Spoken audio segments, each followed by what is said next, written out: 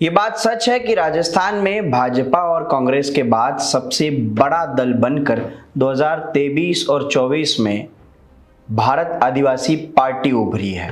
पहले 2023 के विधानसभा चुनाव में 3 विधायक जीत कर आना, वहीं 2018 के विधानसभा चुनाव में भारत आदिवासी पार्टी जिस पार्टी से अलग हुई, बीटीपी भारतीय ट्राइबल पार्टी, वो पार्टी के 2 विधायक थे। सोचा गया कि 23 में शायद पार्टी खत्म हो जाएगी, विधायक नहीं रहेंगे, लेकिन उससे अलग होकर भारत आदिवासी पार्टी बनी और 3 विधायक जीते।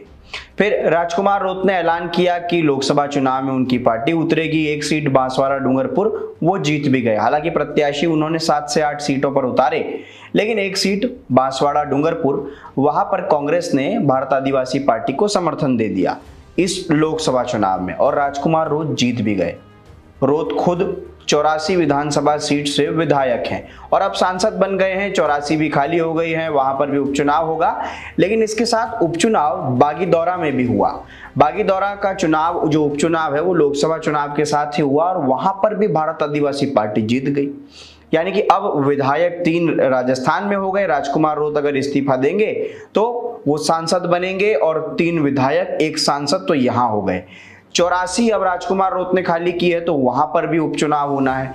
लोगों का कहना है, और जैसे सोशल मीडिया पर हम कमेंट देख रहे हैं, कि 84 में राजकुमार रोत के मुताबिक ही कोई व्यक्ति भारत आदिवासी पार्टी का चुनाव जीत सकता है और ये सीट भी भारत आदिवासी पार्टी के खाते ही जाएगी। यानी कि 4 विधायक राजस्थान में, 1 सांसद केंद्र में और मध्य प्रदेश में भी 1 विधायक। तो ऐसे में भारत आदिवासी पार्टी बड़ा दल बन रही है और इसके साथ ही चर्चाएं शुरू हो गई है कि वो केंद्र में किसके साथ रहेंगे। यहां तो कांग्रेस ने समर्थन दे दिया, लेकिन ये चर्चाएं सोशल मीडिया पर शुरू हुई कि क्या भारत आदिवासी पार्टी एनडीए, केंद्र में मोदी सरकार, एनडीए जो नेशनल डेमोक्रेटिक अलायंस है भाजपा का, उसमें जाने वाली है। ये सरगर्मियां शुरू हो गई थी, लेकिन अब भारत आदिवासी पार्टी ने खुद ही इस बातों को नकार दिया है और राजकुमार रोत जो पार्टी के सदर हैं, उन्होंने ट्वीट कर ये जानकारी दी है कि वो वहीं रहेंगे जहां है, स्वतंत्र रहेंगे।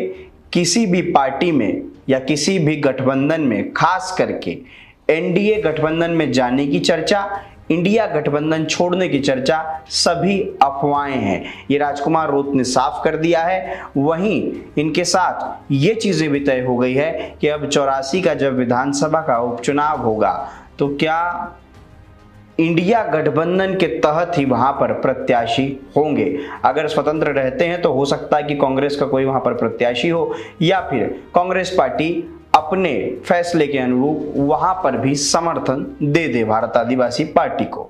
हालांकि इस मामले पर अगर आप अपनी कोई राय रखते हैं, कमेंट बॉक्स में जरूर बताइए। तब तक के लिए मैं आकाश आपसे ले रहा हूं अलविदा। देखते रहिए राजस्थान चौक।